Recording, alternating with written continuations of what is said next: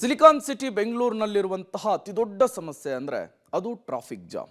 ಈ traffic jam ಮತ್ತಷ್ಟು ಜಾಸ್ತಿ ಆಗುವಂತಹ ಸಾಧ್ಯತೆ ಇದೆಯಂತೆ. ಯಾವ ಕಾರಣಕ್ಕಾಗಿ ನಾವು ತೋರಿಸ್ತೀವಿ ನೋಡಿ. ಅರ್ಧಂಬರ್ಧ ಕಾಮಗಾರಿಯಿಂದ ಈಜಿಪುರ ಫ್ಲೈಓವರ್ನ ಕ್ವಾಲಿಟಿ ಚೆಕ್. 5 ವರ್ಷದಿಂದ ಬಿಸಿಲು ಗಾಳಿ ಮಳೆಯಲ್ಲೇ ಇರೋ ಪಿಲ್ಲರ್ ಸ್ಲ್ಯಾಬ್ಗಳು. ಐಐಎಸ್ಸಿಯಿಂದ ಕ್ವಾಲಿಟಿ ಚೆಕಿಂಗ್, ಜನರಿಗೆ ಟ್ರಾಫಿಕ್ ಜಾಮ್ ಫಿಕ್ಸ್.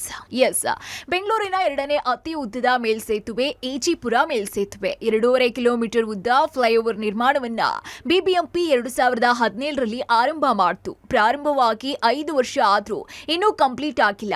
ಕೋರಮಂಗಲ 100 ಅಡಿ ಮುಖ್ಯ ರಸ್ತೆಯಲ್ಲಿ ಸಂಚಾರ ದಟ್ಟಣೆ ಕಡಿಮೆ ಮಾಡೋದಕ್ಕೆ ಫ್ಲೈಓವರ್ ನಿರ್ಮಾಣಕ್ಕೆ ಮುಂದಾಯಿತು. ಆದರೆ ಅರ್ಧಂಬರ್ಧ ಕಾಮಗಾರಿಯಿಂದ ಟೆಂಡರ್ ಸಮಸ್ಯೆಯಿಂದ ಕಂಪ್ಲೀಟ್ ಆಗದೆ ಬರೀ 40% ಅಷ್ಟು ಕೆಲಸ ಆಗಿದೆ. ಇನ್ನು ಪಿಲ್ಲರ್ಗಳನ್ನ ನಿರ್ಮಾಣ ಮಾಡಿ ಸ್ಲ್ಯಾಬ್ ಹಾಕಿದೆ.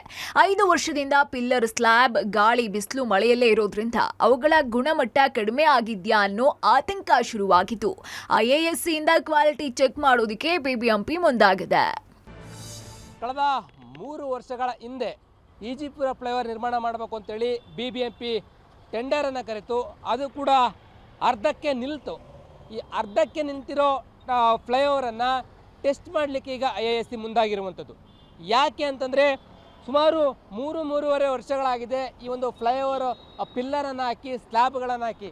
ಈ ಸ್ಲ್ಯಾಬ್ಗಳು ಎಷ್ಟು ಸದೃಢವಾಗಿದೆ, ಗುಣಮಟ್ಟವಾಗಿವೆ, ಜೊತೆಗೆ ಹಾಕಿರುವಂಥ ಕಾಂಕ್ರೀಟು, ಕಬ್ಬಣ ಇವೆಲ್ಲವೂ ಕೂಡ ಕ್ವಾಲಿಟಿ ಇದಾವ ಇಲ್ವಾ ಅಂತೇಳಿ ಈಗ ಚೆಕ್ ಮಾಡಲಿಕ್ಕೆ ಮುಂದಾಗ್ತಾ ಇದ್ದಾರೆ. ಇದನ್ನು ಮುಂದುವರಿಸ್ಕೊಂಡು ಹೋಗ್ಲಿಕ್ಕೆ ಈಗ ಮುಂದಾಗಿರುವಂಥದ್ದು. ಈಗಾಗಲೇ ತಾವು ಗಮನಿಸ್ತಾ ಹೋಗ್ತಾ ಇದ್ದೀರಾ, ಈ ಒಂದು ಫ್ಲೈಓವರ್ ಕಂಪ್ಲೀಟ್ ಆಗಿ ಇಲ್ಲಿಗೆ ಸ್ಟಾಪ್ ಆಗಿದೆ. ಇದು ಕೋರಮಂಗಲ ಇಂದಿರಾನಗರ ಕಡೆ ಪ್ರಯಾಣ ಬೆಳೆಸುವಂಥ ಈ ಫ್ಲೈಓವರು ಸ್ಟಾಪ್ ಆಗಿರುವಂಥದ್ದು ಕಂಡು ಬರ್ತಾ ಇದೆ. ಕಂಪ್ಲೀಟ್ ಆಗಿಲ್ಲ, ಇನ್ಕಂಪ್ಲೀಟ್ ಆಗಿರುವಂಥದ್ದು ಟೆಂಡರ್ ಸಮಸ್ಯೆಯಿಂದಾಗಿ, ಜೊತೆಗೆ ಟೆಂಡರ್ ತೆಗೆದುಕೊಂಡಿರ್ತಕ್ಕಂಥವ್ರು ತ್ವರಿತವಾಗಿ ಕೆಲಸ ಮಾಡದೇ ಇರುವಂಥದ್ದು, ಇದೆಲ್ಲವೂ ಕೂಡ ಸಮಸ್ಯೆಯಿಂದಾಗಿ ಅರ್ಧಕ್ಕೆ ನಿಂತು ಹೋಗಿದೆ. ಸುಮಾರು 120ಕ್ಕೂ ಹೆಚ್ಚು ಕೋಟಿ ವೆಚ್ಚದಲ್ಲಿ ಇದನ್ನು ನಿರ್ಮಾಣ ಮಾಡಲಿಕ್ಕೆ ಮುಂದಾಗಿದ್ದರು.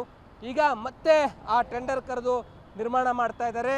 ಅದಕ್ಕೂ ಮೊದಲು ಈ ಒಂದು ಪಿಲ್ಲರ್ಗಳನ್ನು ಏನು ನೀವು ನೋಡ್ತಾ ಹೋಗ್ತಾ ಇದ್ದೀರಾ, ಆ ಪಿಲ್ಲರ್ಗಳನ್ನು 3.5 ವರ್ಷಗಳ ಹಿಂದೆ ನಿರ್ಮಾಣ ಮಾಡಿರುವಂಥದ್ದು. ಅವುಗಳು ಈಗ ಎಷ್ಟು ಸೇಫು, ಬಿಸಿಲು ಮಳೆ ಅಂತೇಳಿ ಜಾಸ್ತಿ ಆಗಿರೋದ್ರಿಂದ ಆ ಕಬ್ಬಣಗಳಿರ್ಬೋದು, ಕಾಂಕ್ರೀಟ್ ಇರ್ಬೋದು, ಅವೆಲ್ಲವೂ ಕೂಡ ಸೇಫ್ ಆಗಿದಾವ ಇಲ್ವಾ, ಕ್ವಾಲಿಟಿ ಹೇಗಿದೆ ಅಂತೇಳಿ ಚೆಕ್ ಮಾಡಲಿಕ್ಕೆ ಐಎಎಸ್ಸಿ ಅವರು ಮುಂದಾಗ್ತಾ ಇದ್ದಾರೆ. ಚೆಕ್ ಮಾಡಿ ಸದೃಢವಾಗಿದೆಯಾ ಇಲ್ವಾ ಅಂತೇಳಿ ಪರಿಶೀಲನೆ ಮಾಡಿದ ಬಳಿಕ ಒಂದು ವೇಳೆ ಕ್ವಾಲಿಟಿ ಕಡಿಮೆ ಆಗಿದ್ರೆ ಅದನ್ನು ಸರಿಪಡಿಸಲಿಕ್ಕೆ ಬಿಬಿಎಂಪಿಗೆ ವರದಿಯನ್ನು ಕೊಡ್ತಾರೆ. ಇಲ್ಲ ಅಂತಂದರೆ ಬೇರೆ ಪರ್ಯಾಯ ಮಾರ್ಗವನ್ನು ಕಂಡುಕೊಂಡು ಫ್ಲೈಓವರ್ ನಡೆಸೋದಕ್ಕೆ ಮುಂದಾಗ್ತಾರೆ. ಐಎಎಸ್ಸಿಯ ರಿಪೋರ್ಟ್ನಲ್ಲಿ ಏನು ಬರಲಿದೆ, ಜೊತೆಗೆ ಯಾವಾಗ ಈ ಒಂದು ಫ್ಲೈಓವರ್ ಕಂಪ್ಲೀಟ್ ಆಗುತ್ತೆ ಅನ್ನೋದನ್ನು ಕಾದು ನೋಡಬೇಕಾಗಿದೆ. ಇನ್ನು ಐಎಎಸ್ಸಿ ಅವರು ಮುಂದಿನ ವಾರದಲ್ಲಿ ಅರ್ಧಕ್ಕೆ ನಿಂತಿರುವಂತಹ ಕಾಮಗಾರಿಯ ಕ್ವಾಲಿಟಿ ಚೆಕ್ ಮಾಡ್ತಾರೆ. ಕಾಂಕ್ರೀಟ್, ಸಿಮೆಂಟ್, ಕಬ್ಬಿಣವನ್ನ ಟೆಸ್ಟ್ಗೆ ಒಳಪಡಿಸಿ ವರದಿಯನ್ನ ಬಿಬಿಎಂಪಿ ಅವರಿಗೆ ಕೊಡಲಾಗುತ್ತೆ. ಇನ್ನು ಟೆಸ್ಟ್ ಪಾಸ್ ಆದ ಬಳಿಕ ಟೆಂಡರ್ ಕರೆದು ಕಾಮಗಾರಿಯನ್ನ ಶುರು ಮಾಡಲಿದ್ದಾರೆ. ಸಂಚಾರ ದಟ್ಟಣೆ ಕಡಿಮೆ ಮಾಡೋದಕ್ಕೆ ಅಂತ ಈ ಫ್ಲೈಓವರ್ ನಿರ್ಮಾಣ ಮಾಡ್ತೀವಿ ಅಂತಿದ್ರು, ಆದ್ರೆ ಇದರಿಂದ ಮತ್ತೆ ಸಂಚಾರ ದಟ್ಟಣೆ ಜಾಸ್ತಿ ಆಗ್ತಿದೆ. ಈಜಿಪುರದು ಈಗ ಹೊಸ ಕಾಂಟ್ರಾಕ್ಟ್ ಕೊಟ್ಟಿದ್ದಾರೆ ಬಿಬಿಎಂಪಿ ಅವರು. ಸೊ ಅದು ಹೋಗಿ ನಾನು ಇನ್ಸ್ಪೆಕ್ಷನ್ ಮಾಡಿದ್ಮೇಲೆ ಕೆಲವು ಟೆಸ್ಟ್ ಮಾಡಬೇಕು ಅಂತ ಹೇಳಿದ್ದೀನಿ. ಸೊ ಆ ಟೆಸ್ಟ್ ಎಲ್ಲ ಅವ್ರು ಮಾಡಿಸ್ತಾ ಇದ್ದಾರೆ, ಏನೇನು ಟೆಸ್ಟಿಂಗ್ ಮಾಡಬೇಕು. ಯಾಕಂದರೆ ಈಗ ಆ ಕಬ್ಬಿಣ ಹಾಕಿದ್ದಾರೆ, ಹಾಕಿ 3 ವರ್ಷ ಆಗಿದೆ.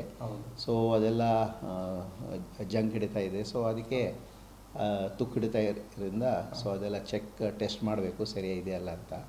ಸೊ ಅದು ಮತ್ತು ಅಲ್ಟ್ರಾಸಾನಿಕ್ ಟೆಸ್ಟ್ ಹೇಳಿದ್ದೀವಿ, ಮತ್ತು ಸ್ಟ್ರೆಂತ್ ಟೆಸ್ಟು. ಸೊ ಅದೆಲ್ಲ ಮಾಡಿಬಿಟ್ಟು ಆ ರಿಪೋರ್ಟ್ ನಮಗೆ ಇಲ್ಲಿ ಕಳಿಸ್ತಾರೆ. ಸೊ ನೋಡಿಬಿಟ್ಟು ಆಮೇಲೆ ಏನು ಮಾಡಬೇಕು ಅಂತ ನಾವು. ಒಟ್ಟಾರೆ ಈಜಿಪುರ ಫ್ಲೈಓವರ್ ಕಾಮಗಾರಿ ಸ್ಥಗಿತದಿಂದ ಬೆಂಗಳೂರಿಗರಿಗೆ ದೊಡ್ಡ ಸಮಸ್ಯೆ ಆಗಿದೆ. ಮತ್ತೆ ಕ್ವಾಲಿಟಿ ಚೆಕ್ ಮಾಡಿಸಿ ಕೆಲಸ ಶುರು ಮಾಡ್ತೀವಿ ಅಂತ ಬಿಬಿಎಂಪಿ ಹೇಳ್ತಾ ಇದ್ದು, ಕ್ವಾಲಿಟಿ ಚೆಕ್ನಲ್ಲಿ ಏನು ವರದಿ ಬರುತ್ತೆ, ಕೆಲಸ ಯಾವಾಗ್ನಿಂದ ಶುರು ಆಗುತ್ತೆ ಕಾದು ನೋಡಬೇಕಾಗಿದೆ. Lokesh, public TV, Bengaluru.